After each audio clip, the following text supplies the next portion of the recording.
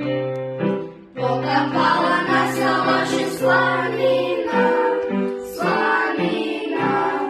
povedali na našeho Martina,